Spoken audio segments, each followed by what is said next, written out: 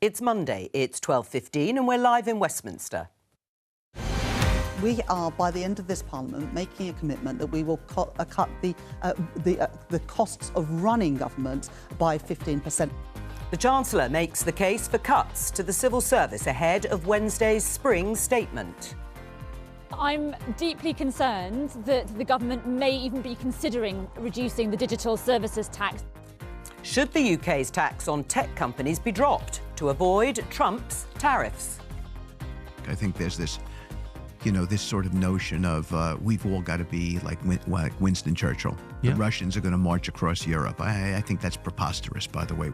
And is Donald Trump's special envoy right about the Russians?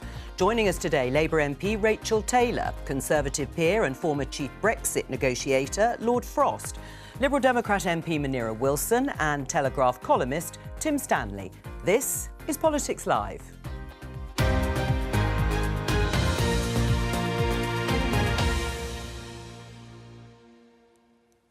Hello and welcome. Let's start the programme with the latest news and reports on freebies that some politicians have continued to accept. Let's listen to the Chancellor, Rachel Reeves, and the Shadow Business and Trade Secretary, Andrew Griffiths, being asked to justify their recent free tickets and discounted ski passes.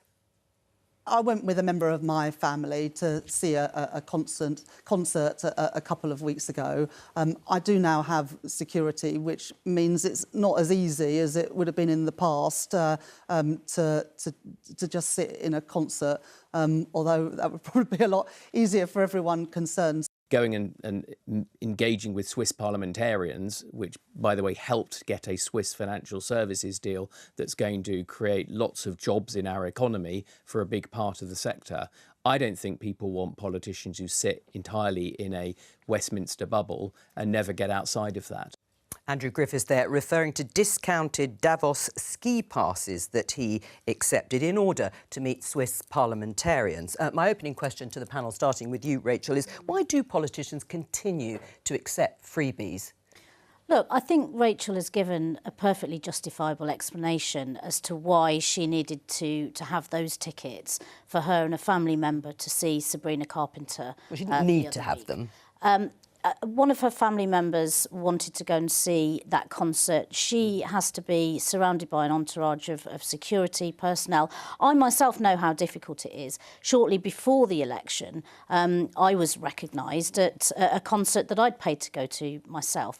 It's very difficult for her, and I think that it was perfectly reasonable. She's given a reasonable explanation as to why that happened. Right, well, let's talk about Andrew Griffiths, Conservative colleague. Is it justifiable to accept discounted ski passes at the Davos conference and summit in order to bump into Swiss parliamentarians? Well, I don't know about the precise circumstances of this. Well, I'm just taking from what Andrew Griffiths said. Event, but I do think in general it would be better if politicians of whatever party didn't take things that were not connected to their work. And for me, that's the dividing line.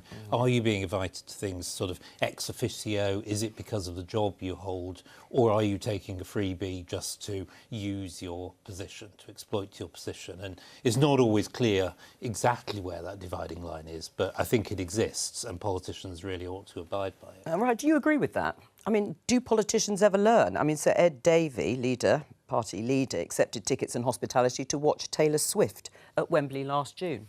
Look, I think every politician, when they are accepted, when they are offered these sorts of opportunities, need to make a decision for themselves and justify to themselves and their constituents why they're taking it. I think the most important thing is that we're transparent and declare things as we're meant to within the rules, and MPs actually declare any gifts or hospitality that we receive on a monthly basis, whereas actually with ministers, that's only happening on a quarterly basis, and I'd quite like to see that aligned and see the ministerial declarations taking place far more frequently. Right. Do you think lessons have ever been learnt about this subject? It's always so awkward.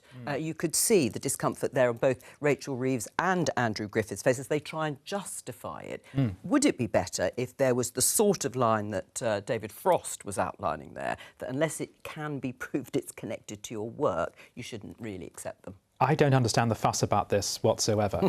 Unless Sabrina Carpenter is expecting a quid pro quo, unless she's looking for a safe seat in Labour-held Wales, I don't understand why it matters that she got a free ticket to go to one of her concerts. Now, I understand why this was salient during the election, because Labour was portraying itself as the party of tool makers, to coin a phrase, and then it turned out they were dressed in freebies, designer freebies. I understand why that is uncomfortable, why people don't like that. But if someone gets a small gift like that, what is the problem? My question is, why is a woman in her mid-40s going to a Sabrina Carpenter concert? Why is Ed Davey? Why is Ed Davey going to a Taylor Swift concert? Are we run by teenage girls? Oh well, Rachel, would you like? Well, they may have teenage girls. That it might be that their children. But when you want them to go with their friends and not go by yourself, I can't imagine anything more tedious. If they were being offered free tickets to the Royal Opera House or something, I would understand what's going on here. If I was a minister, I would insist on negotiating free trade deals with Hawaii all the time. That's for sure.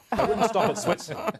I'm not sure how much advice you should take from Tim Stanley on this particular issue. And it's not for me to judge Rachel on her music taste or the taste of her family members.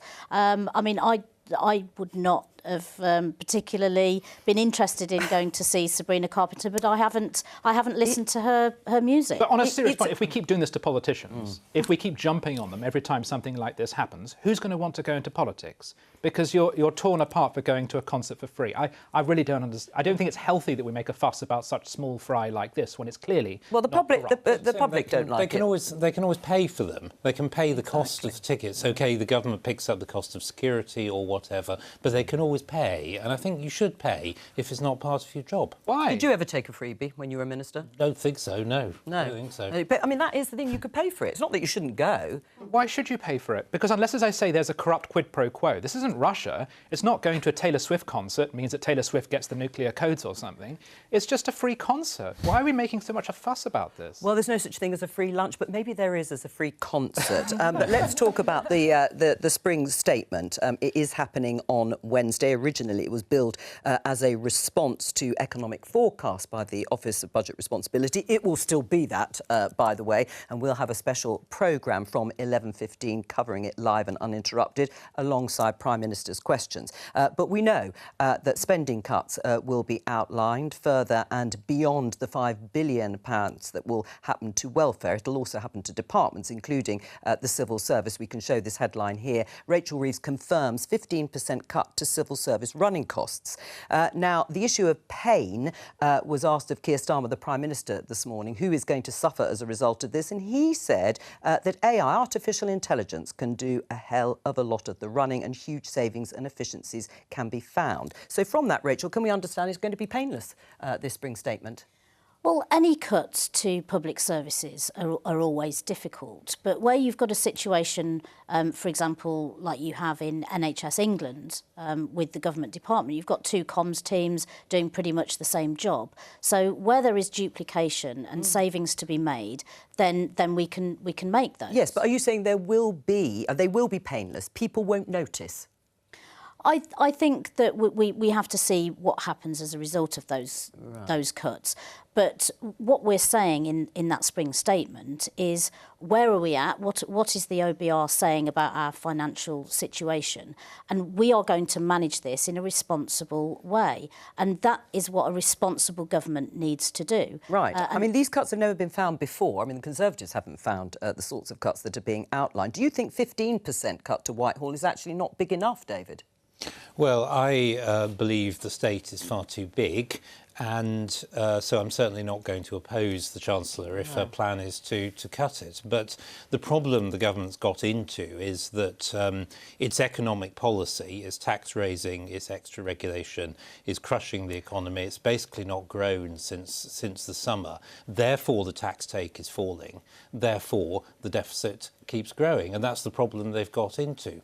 The deficit is £20 billion bigger now than was predicted in October. There's Labour's £20 billion black hole. That's why they've got to make cuts. And as long as you don't have a policy that makes the economy grow, you'll get into this difficulty. Rachel? Well, we need to be putting money into frontline services, and that's what we're doing. We've invested £26 billion into the NHS to cut waiting lists, and we've seen the results of that. Waiting lists have been reduced 5 months in a row. We've settled the public sector pay dispute, and people are getting on with their jobs so that we can get on with running the And what's country. happened to growth? And growth is, is not as fast as we would like it to be. No, it's barely there. But that is to do with factors that are some outside our control. So we've got a huge problem across the world, and Keir Starmer is hoping to sort that, and is working well with European leaders and with So the world's changed. The world has changed. Well, I was going to put that to David. That's the reason. I mean, the world is always changing. You have to run an economic policy that is resilient to changes in the world, and most of Trump's tariffs have not even come in yet. We know what it takes to run the economy. Keir Starmer's running this economy like sort of he's learning it on the job, like he's trying to assemble some complex IKEA piece of furniture. Well, what would you do? without What would you do instructions, differently at this? And doing it badly. What would you do differently at this point? I mean, arguably, Brexit was the issue that led to far more civil servants being needed and far more bureaucracy and far more regulation. I would question that. Yes. We would certainly some things were done in Brussels that we now need to do for ourselves, but that's a tiny number. The problem the government has got into is extra regulation. This week we're considering in the Lords the employment law bill that's going to massively increase the bureaucracy and costs that employers face. Hiring is falling. Jobs are falling, the economy is not growing. That's what's going wrong. Munira, do you agree with David Frost on that? No, absolutely not. And we know that Brexit has massively hurt our economy. And if actually everybody wants growth, the quickest way we can start kickstarting growth is by negotiating a far better deal with our European friends and neighbours at a time of great economic insecurity, as well as clearly we're going to get on to talking about defence shortly. We need to be improving that relationship. We need to be negotiating a deal on a customs union deal so that we can cut the red tape that David is so desperate to cut. When I talk to businesses in my own constituency, I've got a brilliant British startup freight company that is spending £250,000 flying its jets to other countries because it can't service them in this country because of the bureaucracy that's been caused as a result of Brexit. David? We need and the other thing we need to do to kickstart growth is to reverse the jobs tax. If I talk to small businesses in my constituency, that's really... I'll come to Rachel with that in a minute, but what about Munira's point about the EU? A much closer relationship is what we need. Anybody can come up with anecdotes about extra paperwork. The important thing is to look at the macro picture, what's happening to the economy, and despite all the punishment the economy has been taking over the last couple of years, it is still growing faster than the French and the Germans David, and the Eurozone. David, it's not so last time I looked, they have not left the European Union. They're still in the European Union. They're growing slower than us. How is Brexit anything to do with We know that that? our exports to the European Union are down by 27 billion. We know that 4 out of 10 British goods that were on European shelves before Brexit are not there anymore. How is that anecdote? That is cold, hard fact that your hard Brexit is damaging our economy. And if Rachel Reeves and Keir Starmer are serious about growth, they will renegotiate a deal with the European Union that cuts that red tape and starts to get money into our economy so that we can invest in our public services that your Conservative government left on its knees. I'm seeing exactly the same thing as Munira in my constituency. So why aren't you negotiating a much closer deal then? Small businesses have suffered since Brexit. Where I'm based, we supply a lot of the motor manufacturing industry. Our freight and logistics sector is struggling since Brexit, and all the extra regulation. But it's basically that we're not able to export the same as we were to the EU. Well, David, you want to respond to both those? There's many things going on in the economy. If you're going to have an argument about Brexit, you need to try and distinguish between countries that left the European Union and those that didn't, and show know that slow growth is a result of that. If we are growing faster than our big comparative EU countries, then I don't see how Brexit can be the problem. There's much else going on in the economy. Well, let me show you this headline in the Times, Tim Stanley. This is Bridget Phillipson, the Education Secretary, suggesting the end of free school meals for some infants and also ending free sanitary products in schools as ways of cutting costs because departments are being asked to find those savings and efficiencies. Should we take that sort of thing seriously, or are those scaremongering, threatening headlines for the Treasury? The Tories did the same thing, which is you float the worst-sounding cuts so that when you don't do them, everyone goes, well, hey! Our experience of the last 14 years is that if you vote Conservative, they will raise your taxes. If you vote Labour, they will cut your benefits. Now, this could be because we live in the real world of fiscal problems, which are caused by things like maybe Brexit, but also Ukraine and also COVID. So it could just be that governments are doing the only thing they can possibly do. What frustrates me is that when it was in opposition, Labour for 14 years said that austerity was a political choice and was evil. In which case one has to ask the question, why are you now choosing to do it? Now, on this panel today, we have representatives of centre-right economics. All of us are. I'm with the Telegraph, we were pro-austerity. Labour is now doing austerity. The Coalition did austerity. We don't have anyone on, I'm not blaming you, but we don't have anyone on who says there are alternatives. And there are Labour backbenchers. We are going to hear from them. Good, because there are Labour backbenchers who are saying, this is what the Tories do. They cut. We don't have to do that. There are parts of the economy we're not taxing with things like a wealth tax, so why don't we take the money from there? And what interests me is, when you've got a very large majority, it's surprising, counterintuitive. You can actually have more rebellions within that, because people feel freer to rebel because they're not going to bring down a government. We saw this under Blair. There was actually a very large level of backbench rebellion. And I'm interested in the debates going on the left with people saying, let's not be like the Tories, let's find other ways of raising income. Right, well, before I come to you, Rachel, to respond, let's hear from Lord Blunkett, David Blunkett, part of the Blair government in various guises as a cabinet minister. He also rails against what the government is planning to do. I've got two things to say, really. One is, yes, we did promise that we wouldn't impose austerity, and I would like the Chancellor to loosen a little the self-imposed fiscal rules. This is Treasury orthodoxy and monetarism at its worst. And secondly, we actually did say that we would reform the welfare system, and we've got to set about it somewhere. David, how specifically would you loosen the fiscal rules? I would lift them marginally. I would raise the self-imposed rule by at least 10 to 15 billion pounds.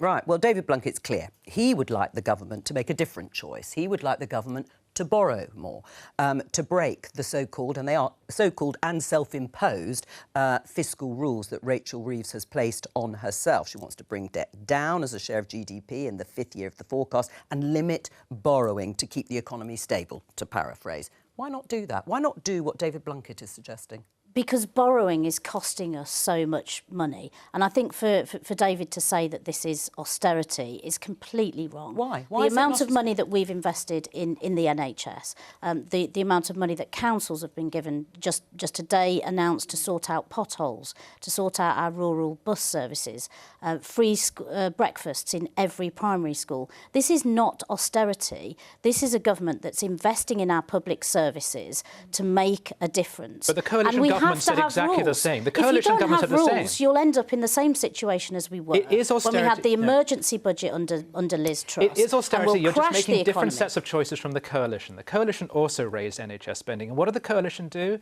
It did foreign aid. It raised it to 0.7%. You're cutting foreign aid to finance defence. That ain't socialist in my book. But, and it's interesting overall about spending, remember, overall spending will rise. Now, what happens to individual departments that aren't protected is... because they're making choices. They still have things like Great British Energy, which they're going to finance. But I just think historically it's fascinating that it was Labour that went to the IMF in the 70s and accepted its spending restraints. It was Labour that gave the Bank of England independence. It's Labour today which is saying we have to obey the OBR. Historically, Labour is a surprisingly fiscally conservative party. This is what split it in the 1930s, because it wouldn't reflate the economy to get through the Depression, and Ramsay MacDonald ended up forming a coalition with the Conservatives. This is not a socialist party, and that's when you start to see cleavages and rebellions within it, because there are some people who got elected last time thinking This is a party of tax and spend, turns out. Right. Well, I mean, Rachel, were you one of those? Or would you like to see taxes go up, perhaps, instead? I want to see a responsible government that's investing in our public services and is helping the country to grow. And I think we have to say that what we said we were going to do was fix the problems in this country, and we were going to have a period of responsible government, and that is exactly what we're doing. We've got a situation now where we're faced with the difficulties in Ukraine, and I think everybody is in favour of us spending more on defence. There are businesses in my constituency that supply the defence industry. We have to make sure that they get those contracts. But this is not a government that is cutting public services. We're investing in those services. Well, you've invested in the results. You have invested in the services in the October budget, but we are expecting cuts to be made. We've already heard international aid. We've already heard cuts are going to be outlined to welfare. Do you agree, though, Munira, that there is a choice being made here? Would you like to see taxes go up instead to find some of the money to plug the gap in the finances? Well, Liberal Democrats have set out time and again, both in the general election and since, areas where we think taxes could be increased as opposed to things like the jobs tax and national insurance rise, which is hurting many of our businesses up and down the country. But it also raised £25 billion. Well, actually, if you look at the small print, once you look at the rebates back to the public sector, it's actually only going to raise about £10 billion. Now, if we're looking at something like £10 billion, there are a whole series of taxes whether it's reversing the tax cuts for the big banks that the Conservatives introduced, which would raise about £4.3 billion a year, that we've said could be done. We've talked about increasing the digital services tax, which we're going to come on to in a moment. Reforming capital gains tax could raise another £3 billion. So if you're looking at £10 billion that the national insurance hike is raising, we could get that through looking at some of these other areas that I think are ripe for taxation and actually help grow our economy by protecting our small businesses so that they can continue to employ people on decent wages. You're sighing.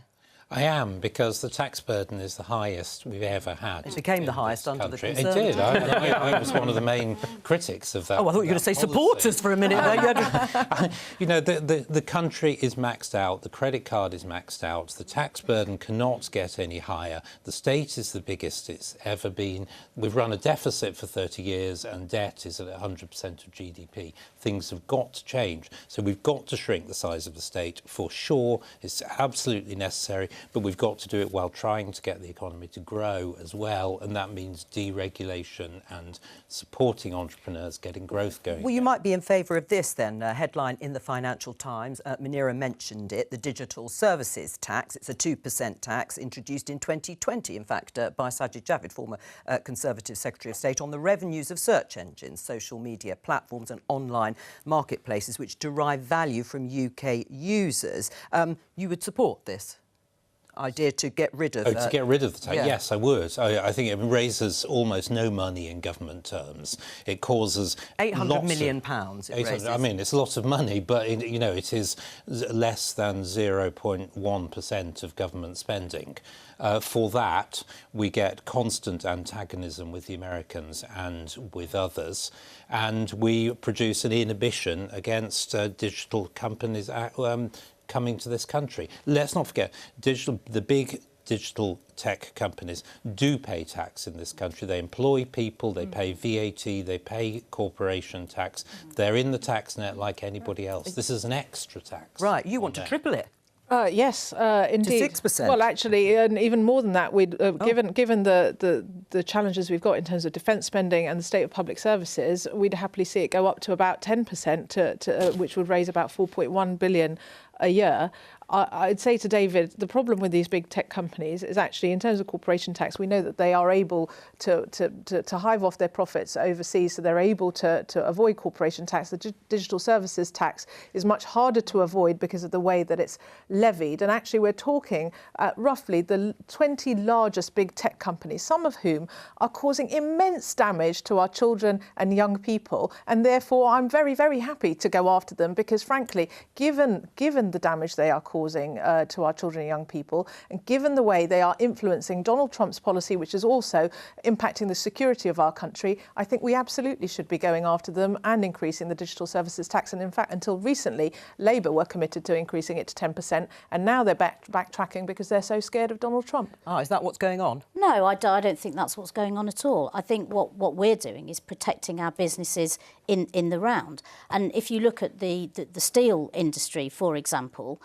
imposing tariffs is going to be absolutely catastrophic for that industry. So it might be worth cutting digital services. We have to look at everything. Why do you want to we have to look X at everything and in the and round. Amazon? Why do you want to? You're saying you're protecting businesses in the round. Why do you want to protect X? I'm not saying that we're protecting Musk. X or Elon Musk. What we have to do is look at the impact. And it's very easy when you're in opposition not to have the interests of British business at heart, but look for easy sound bites. What Keir Starmer is doing is taking a sensible step back and looking at how we need to protect British business in these discussions that are extremely difficult when you're talking about tariffs. The best way to protect British business is to reverse your national insurance rise on employers. Well, 75% businesses of up businesses and down the country and our high streets. 75% of businesses in my constituency employ 4 or fewer people.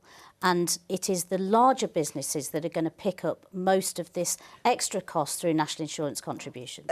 Tim, this is an interesting conversation in the light of Donald Trump and everybody on the edge of their seats waiting to hear the next pronouncement on tariffs. This is why the government is looking at this once again, and it does actually have some sort of support from Lord Peter Mandelson. He's confirmed the tax itself is under discussion. Yes. And the Chancellor yesterday, Rachel Reeves, didn't rule out abolishing it. Do you think it might work doing that? Well, first of all, I think Munira gave the game away by name-dropping Elon Musk when talking about the digital services tax. I mean, it's not a terribly liberal to say that you want to tax someone's company because of the person who owns it and their politics. It's not just because of the person. I've said about the impact that these companies are having on both British and European defence policy, but also on the mental health and well-being of our children and young Right, so that's people, a political and cultural is judgment. one of the most important things that we should be focused on. OK, but that's a political and cultural judgment. It just doesn't strike me as very liberal to say that you're going to hit a company with taxes because you don't approve of what they do. But either way, if this is a trade-off, if you get rid of the tax in order to avoid Trump's tariffs, and that seems like a reasonable deal to me, especially as I know 800 million is a lot of Taylor Swift concert tickets there. But nonetheless, it is small fry in general terms, and so it would be a trade-off worth making. And is that a trade-off worth making? If it means that Donald Trump will look favourably at the government in terms of perhaps exempting the UK from tariffs, is that worth it? Look, I'm a backbench MP. I'm not involved in those negotiations. I know you're not, but do you think it would be worth it? I think you need to allow those people who are experts in the field to have those negotiations and not to constrain yourselves in stepping forward to do that. You have to look at everything, and if we are going to increase growth in this country, then we have to do everything we can to avoid trade tariffs, which will be absolutely catastrophic. Right. It's been bad enough for small businesses in my area because of Brexit. The last thing we need is to make the situation worse. I mean, your former Chancellor was saying Sajid Javid introduced the levy in spring 2020. Was that a wrong move? I mean, I think it's a wrong move. Quite a lot of Conservatives criticised it at the time. I think the Americans were unhappy about it at the time. We foresaw that we would get into this sort of difficulty, and indeed that's what happened. Can I just speak up, though, for the digital companies slightly? I agree there's a debate to be had about what they do and access to children and so on. But let's not forget the benefits that consumers get from these companies. You get free email, you get WhatsApp, you get free maps, you get the ability to talk to anybody in the world all the time. It's funded by advertising and by data. Fine, you can opt out or control that. But everybody gets massive consumer surplus. How many people will pay for Gmail or Google Maps or Facebook or WhatsApp if they had to pay for it themselves? You get all that for nothing. That's massive consumer benefit. Munira? Consumers do benefit, but these companies, and we're talking about the top 20 biggest sort of tech companies, are raking in billions and billions of pounds, asking them to pay a bit more, given that they are able to make a lot of money out of British consumers, I don't think is illiberal or wrong. I think it's just asking these big companies to pay their fair share, as opposed to to slashing things like free school meals, which means children will go hungry, or cutting welfare benefits for some of the most disabled and ill people in our country who aren't able to work. Would it be worth a trade-off if the UK got an exemption from tariffs?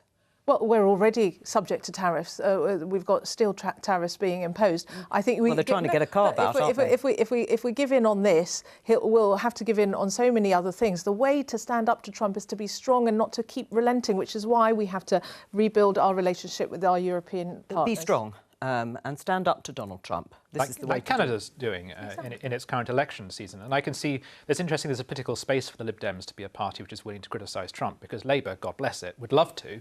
We know they can't stand him. Is that you, Rachel? They can't, because they're in government. So they're doing the reasonable thing of trying to protect. They're sort of through a fixed grin saying, this is an interesting period to be in government, and we look forward to these negotiations. Yes, I mean, is that getting harder, that fixed grin, Rachel? No, I mean, I think we have a sensible, mature leader who is having those negotiations on the world stage, and it is making a difference. Yeah. I mean, Keir Starmer's leading the coalition of the Well, we're willing about to in talk terms about of that. defence. In what way is it making a difference so far? What have we got out of it?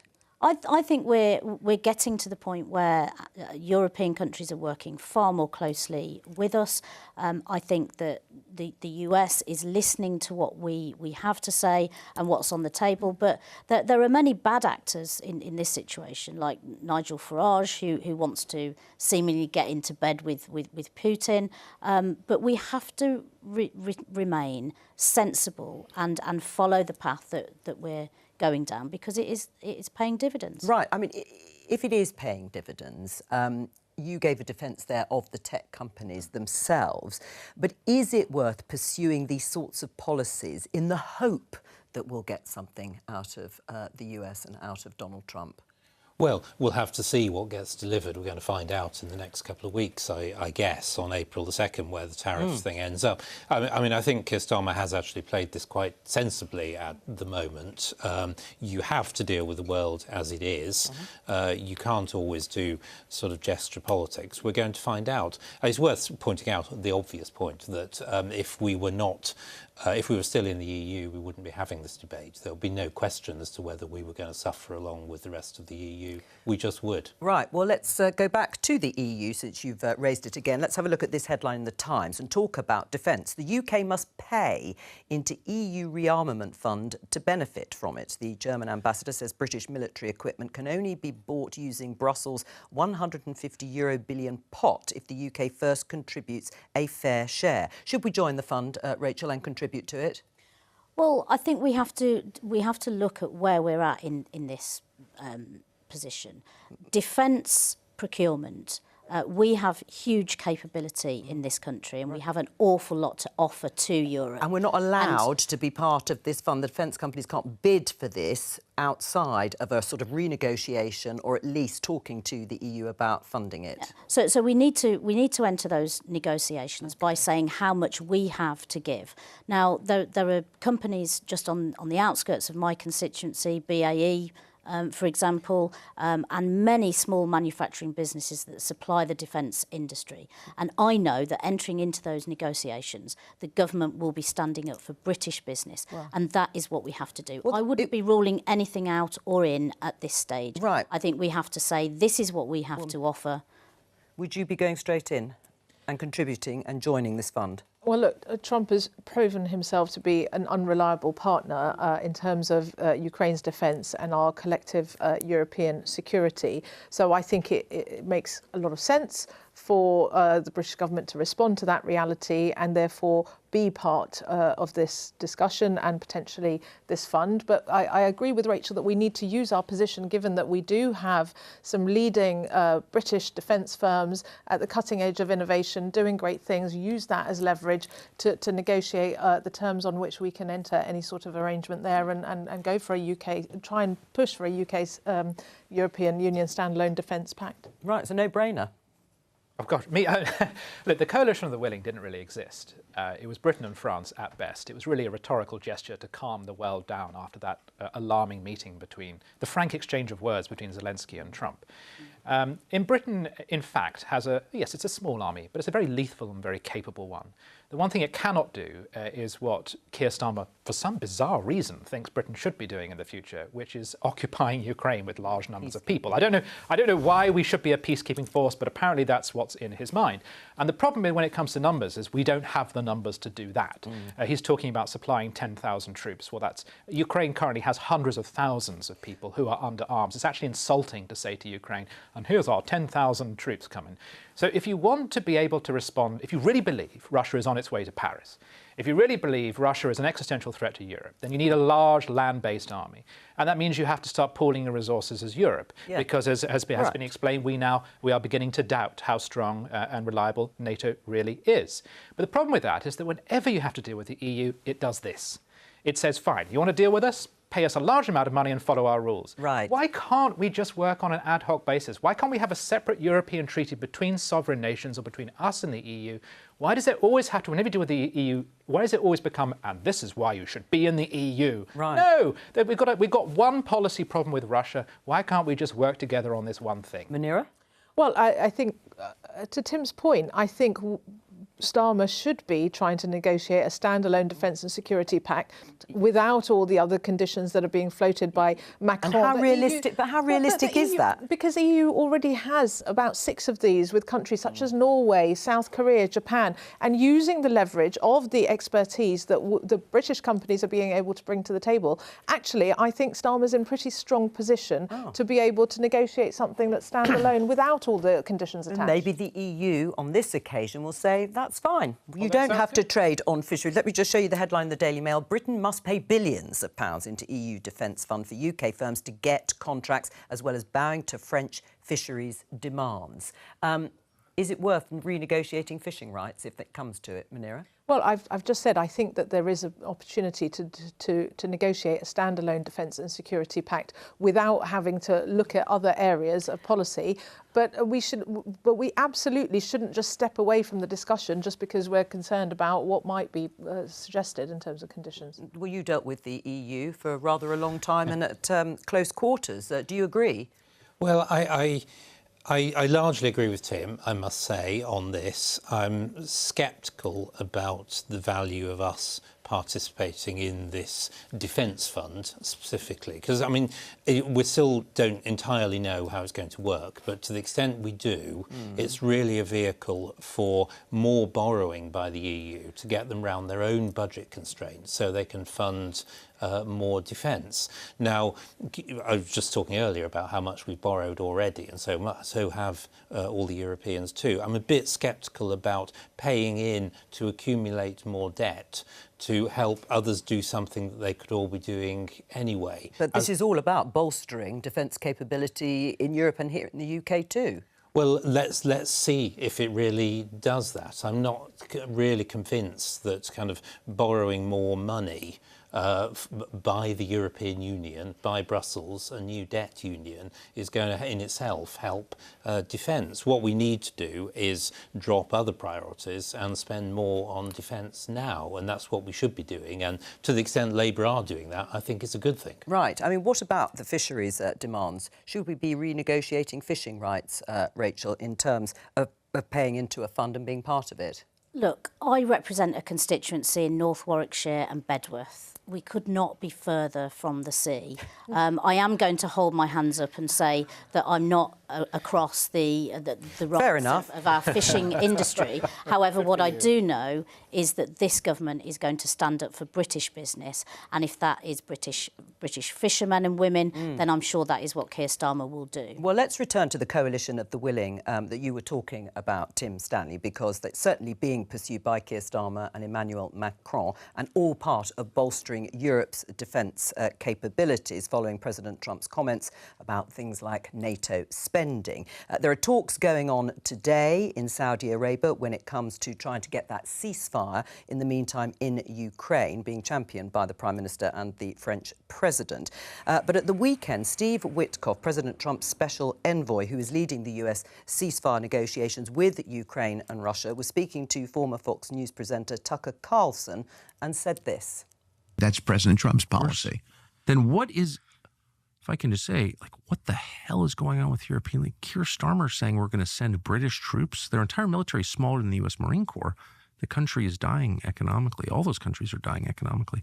Like, what are they thinking? What is that? Is that a posture? Is it a pose? Well, I think it's a combination of a posture and a pose, and a combination of also being simplistic. I think there's this, this sort of notion of we've all got to be like Winston Churchill. Yeah. The Russians are going to march across Europe. I think that's preposterous, by the way. Do you think it is preposterous, the idea that the Russians would march across Europe?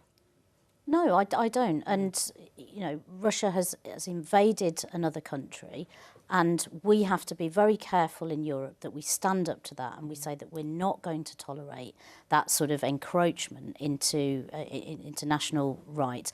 And what we have to do is stand up to that. And we do that together with our partners in NATO and together with our partners in the European Union. Right. Why do you think he said that then, Steve Witkoff? He said it's a combination of a posture and a pose, this coalition of the willing. I've got no idea why he's saying that. I'm sure it's because that's what Trump or Elon Musk has asked him to say. Who knows? Right. I mean, interestingly, picking up on your point about the size of the army, that clearly is part of the reason he says it's just a combination of a posture and a pose and probably will never happen. The thing with the Trump administration is it often says things which are accurate but not right. So they say something which... No, there's a moral distinction to be made here. That it's just like listening in a conversation with businessmen. They will judge things in very crude material terms. And what they've judged is Europe wants to be a player in this, but it hasn't actually put the money and the troops in to build a defence capability that means it can afford to be a player. That's accurate. It's not nice. And it's not morally right, because it's horrible to have America and Russia deciding the fate of an independent country, with that country basically cut out of that and being told it's got to hand over its mineral wealth to America if it wants the hint of a future security pact. So none of this is morally right, but I'm afraid it's accurate. And it's accurate because Europe has made a choice since the end of the Cold War to basically run down its defences and not be able to defend itself independently. That may well change, but right now, again, I think it's accurate to say that what Starmer and Macron are talking about is a posture. Those are the two countries that have the most mobile, adaptable and effective militaries in Europe. So it makes sense that we're the two. But what about Germany? How are we going to bring Eastern Europe into this? It is such a big long-term project. And the idea that in one weekend, Starmer and Macron, like the Dirty Dozen, just went behind enemy lines and kicked stuff up and made things happen. It's just nonsense. Accurate, but it's morally offensive to hear it. Right. Do you agree with that, Munira? It is nonsense. It's not going to happen, is it? This coalition of the willing. Well, we'll have to see what comes out of the discussions that are going on. But I think what has become very, very clear is that the European allies have got to act together in response to Russian aggression because of the unreliability of Trump. So do you think there will be peacekeeping troops in Ukraine from the UK, France and others? Quite possibly, but we're in a very depleted state in the United Kingdom because of the 10,000 troop cuts we saw under the Conservatives. But can I just, what does it say about the European project that it took America becoming unreliable for it to realise it had to finance its own defence? That implies that for years America's been carrying us. And I can understand why the Trump administration should suddenly go, why are we doing that? Well, it is true that across Europe we've probably under invested in our defence for a number of years. But I'm still aghast that the leader of the free world and somebody who calls itself an ally is behaving in the way that it is and is willing to pander to Putin, who I do think does have ambitions beyond Ukraine. And that's why it's absolutely critically important for us to stand firm with our Ukrainian friends and allies, work with our European partners, start to use those Russian assets to be able to finance some of the defence that we need. What did you make of Steve Witkoff? So I rather agree that it's best if you know, the Americans could speak a bit more warmly about their allies. One doesn't always have to be quite so brutal about it, but it is nevertheless a fact, what he said. I don't know whether Putin wants to march across Europe or not. So I think the best thing is that we should have the capabilities to make sure he can't do it, and that's why we should be spending more as Europeans. That's not the same thing as saying we must create a British army of the Donbass or whatever to be there in peacekeeping terms. I am sceptical about that. We don't know much about the circumstances. Obviously, a lot's got to be determined. But I remember I was involved in a little way, in a very junior way, in the Bosnia policy making back in the early 90s, very small way. But what I remember was that the British and French forces in Bosnia were more like hostages than peacekeepers, because the environment was not fixed, and we've got to be really careful what we're getting into. It's all we have time for. Thank you to all of my guests for joining me today. I will be back tomorrow at 12:15 with more Politics Live. Have a great afternoon.